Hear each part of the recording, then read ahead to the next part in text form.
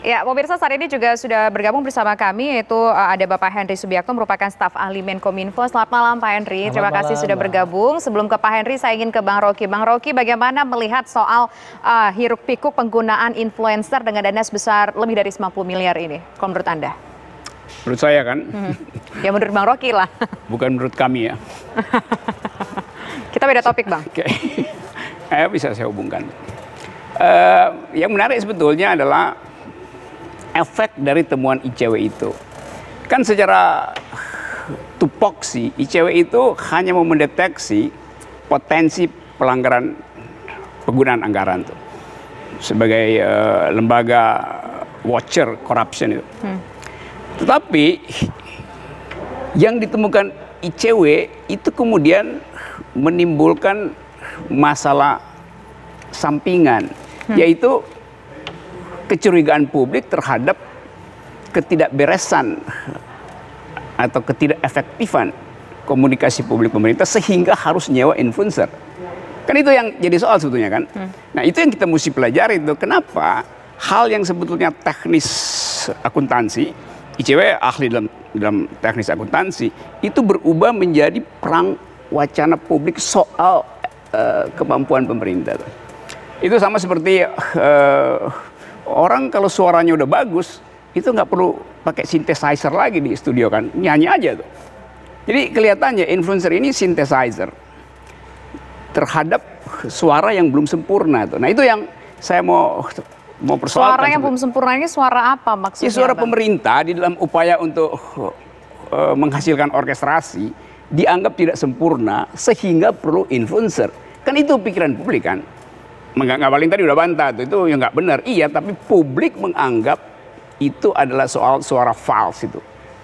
Jadi seolah-olah ada pikiran bahwa apa nggak cukup kecerdasan Ngabalin sehingga mesti pakai influencer. Kan mestinya beliau tersinggung dong.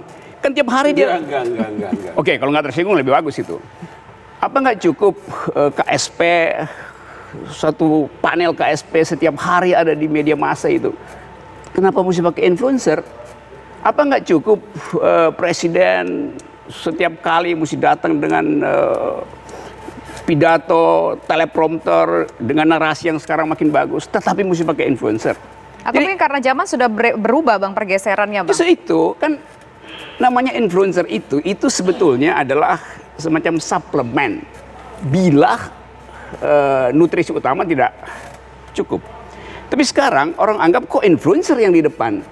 Berarti subjek utamanya itu memang incapacity untuk menghasilkan public opinion tadi, sehingga mesti pakai opinion leaders tambahan itu. Jadi itu problemnya sebetulnya. Nah, saya menganggap bahwa hari-hari ini memang ada suasana ketidakpercayaan pada semua informasi pemerintah tuh. Saya nggak berharap bahwa informasinya palsu, tapi faktanya orang nggak percaya, sehingga mesti ada SMRC tiba-tiba mengeluarkan hasil survei bahwa dukungan pada pemerintah masih 65 atau sampai 73%. Lalu orang bikin kalkulasi, ya buat apa diucapkan itu? Bukankah kita sekarang lagi berupaya untuk mengetahui apa sebetulnya penyebab merosotnya kepercayaan publik tuh? Tiba-tiba ditempel. Lalu kalau kita bikin kalkulasi misalnya, SMRC mengeluarkan survei itu setelah dana publikasi ini keluar kan.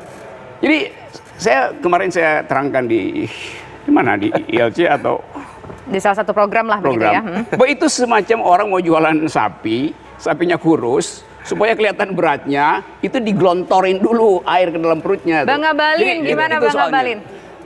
Kerangka berpikir dan terminologi yang dipakai Rocky itu tidak sejalan antara fakta dan apa yang beliau umpama begini. Faktanya gimana Bang Ngabalin? Umpama kalau Rocky mengatakan fakta, maka dia harus bisa menunjukkan sebuah terminologi penelitian seperti yang dilakukan oleh ICW. Karena terkait dengan fakta, tadi ada kata-kata ketidakberesan atau ketidakkeberhasilannya, maka dipakai influencer. Atau tadi ada juga menggunakan bahwa ketidakpercayaan publik. Yang saya bilang tidak sejalan dengan terminologi yang dipakai itu adalah terkait dengan program pemerintah diluncurkan kepada masyarakat. Tidak semua orang masyarakat itu pintar seperti Rocky, tidak. Karena itu perlu dijelaskan kepada masyarakat. Siapa yang menjelaskan? Saya menyebutkan opinion leader, saya menyebutkan pemuka masyarakat, influencer termasuknya.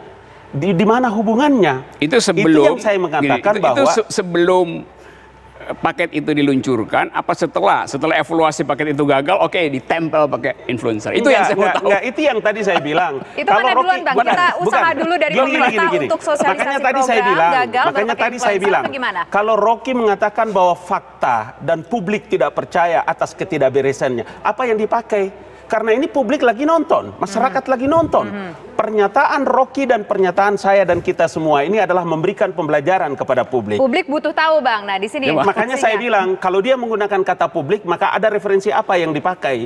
Jangan hanya ngerocok ke sana kemari. Itu akan bisa menyebarkan fitnah dan tidak mendidik publik. Kan Rocky suka begitu kalimatnya. Waduh, Bang maka Rocky. dia harus dibantah. Karena kalau tidak dibantah, pernyataan-pernyataan yang menyesatkan ini bisa merusak publik. Oke, saya bantah sekarang gitu loh. Oke, saya terangin ya. Saya terangkan ya. Seluruh kemewahan yang diperoleh influencer melalui anggaran itu, seluruh keterangan yang diucapkan Saudara Ngabalin dalam 10 menit terakhir, itu dengan mudah dibatalkan oleh beredarnya hari ini buku yang ditulis oleh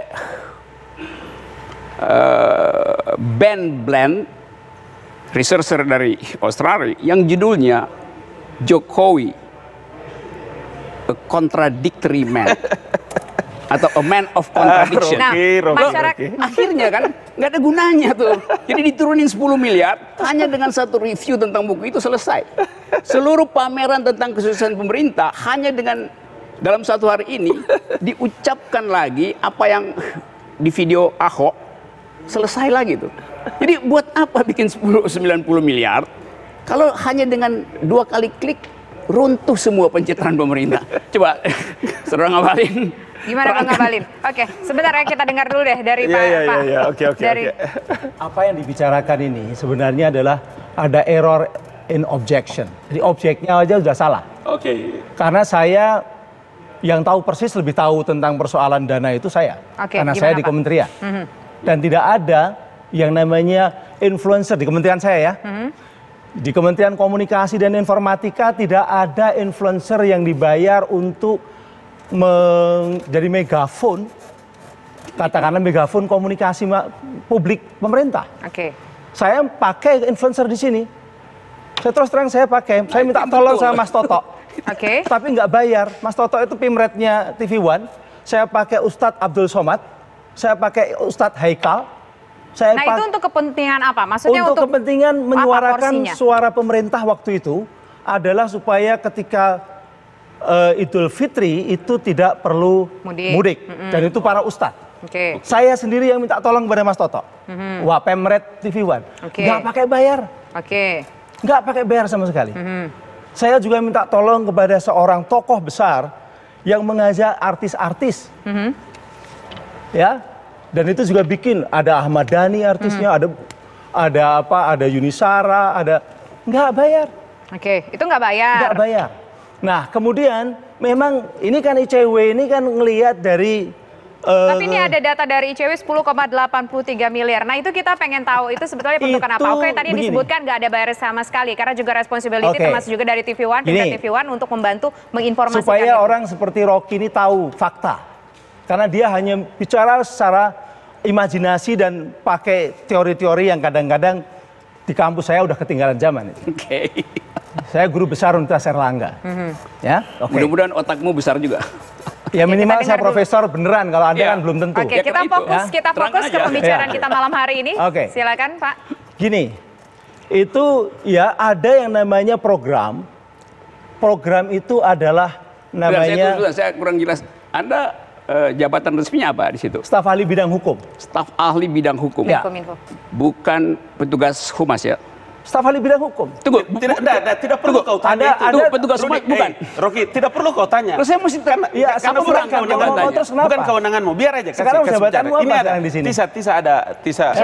Kita fokus dulu Bang Rocky, Bang Ngabalin. Oke, bidang hukum ya. Bidang hukum. Bagaimana dengan bidang komunikasi? Kembali ke pertanyaan saya tadi. Rocky, tidak usah lagi tanya. Jelas itu. Bang Ngabalin, porsi di saya hostnya Bang Ngabalin. Tunggu sebentar. Tapi kalau dia nyerobot, saya akan kandas dia. Tenang dulu, saya juga ambil porsi di sini. Silakan Pak. Oke. Jadi ada program itu melatih masyarakat, karena kita tahu bahwa sekarang masyarakat itu sudah menggunakan media sosial. Dan banyak masyarakat yang kita coba untuk menjadi aktivis, kita dorong mereka bisa menjadi influencer. Maka program itu adalah program mendidik masyarakat menjadi influencer. Itu dilakukan oleh sebuah organisasi di mana kebetulan ketuanya adalah seorang influencer juga, organisasi itu. Tapi program itu untuk mendidik masyarakat. Karena kita tahu, Anda harus tahu ya. Lo kan ketuanya mesti diketahui orang. Nanti kita bedah satu persatu. 10,83 itu apa saja? 10,83 itu oke. Programnya untuk influencer. Siapa ketuanya? Ketuanya namanya ketua itu ketua cyber kreasi Yosi Makolu dari Project Pop. Boleh dicek. Dia adalah ketua yang melatih yang namanya digital literacy kepada publik, kepada mahasiswa, kepada masyarakat untuk dilatih gimana menjadi influencer. Karena influencer itu rakyat. Influencer itu adalah masyarakat yang dia memiliki kreativitas sehingga dia bisa mengkomunikasikan yang baik sehingga akhirnya dia bisa menjadi sebuah kekuatan. Kekuatan civil society ini. Gitu loh. Lalu salahnya apa kalau program seperti itu? Ini pemberdayaan masyarakat. Tapi itu fungsinya adalah untuk membuat sebuah masyarakat juga turut menjadi influencer. Tapi 10,83 miliar itu apakah semuanya untuk program itu, Pak? Ada juga program yang tahun 2018 itu terkait dengan Asian Games. Asian Games itu ada yang namanya membawa obor Asian Games.